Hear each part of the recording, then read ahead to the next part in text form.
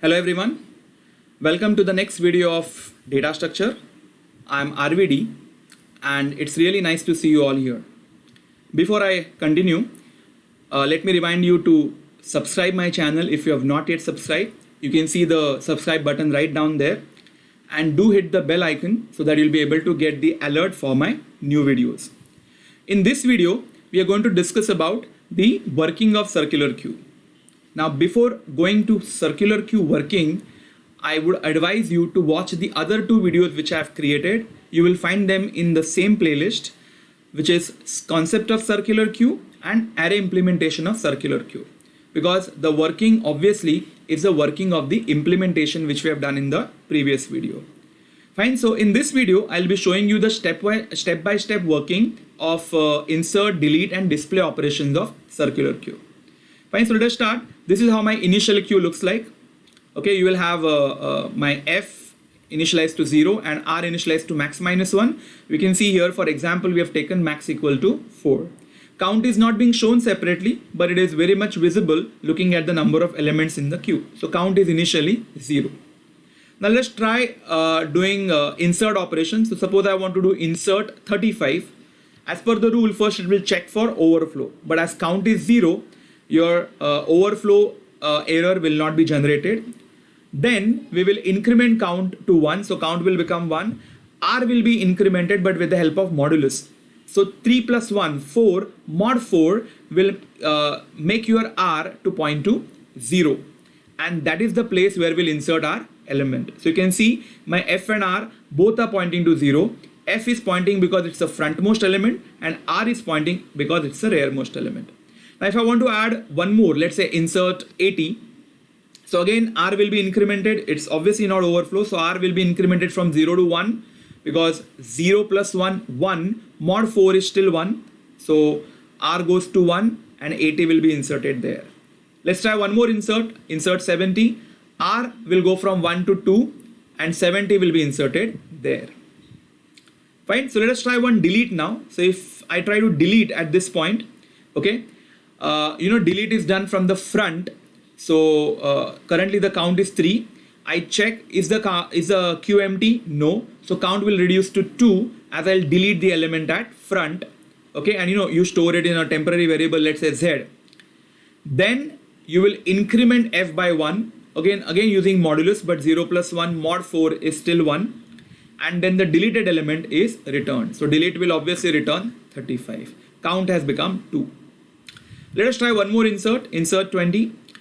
It's not full because count is 2. So count will be made 3.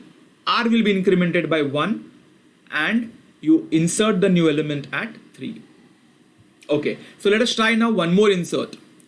Now try to recollect. If this would be simple queue, insert 95 at this stage would have given the overflow because my R has already reached to max minus 1.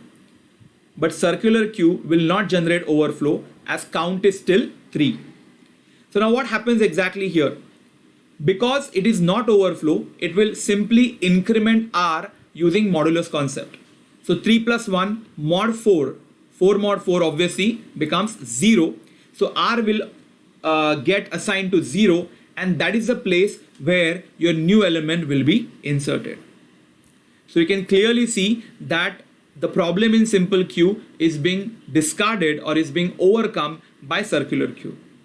Now if at all now I try to do more insert, it will show me overflow because count has become 4 which is equal to max. But if I delete one element, I'll be able to insert one more element in this queue. So can we conclude that circular queue will not show overflow till all the slots of the array are filled? And that is the problem we had in simple queue, which is being overcome by circular queue. Now let's look at the display function. Okay, working of display. So initially there is no output. My I starts from F and it goes up to R. So as soon as I got to know that my I is equal to R, we are going to break. Okay, so I is at 1. First I'll display the element at 1 which is 80. I will check whether I is equal to R, which is false. Hence your I will be incremented to 2. Again I'll display the element at 2 which is 70. Again I'll check is I equal to R. The answer is no. So I will be incremented to 3.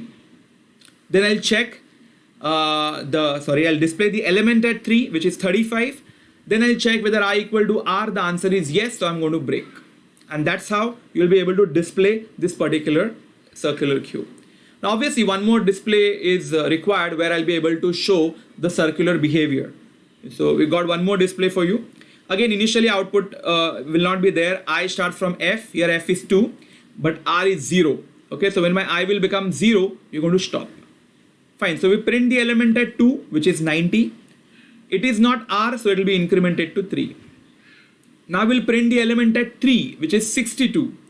Still it is not R, so we'll try to increment I from 3. As per the rule of modulus, it will become 0. So we'll print the element at 0, which is going to be 43. And because my I is matching with R now, we'll do break. So you can see, even though physically the elements are kept like 43, gap, 90, 62, when it will be displayed to the outside world, it will be displayed like 90, 62, 43. Fine, as if it is being stored one after the other. So that's how you will be having the various functions of the circular cube. In this video, we had seen insert, delete, and display, how exactly they work with circular cube implementation. Fine, so that's it for this video.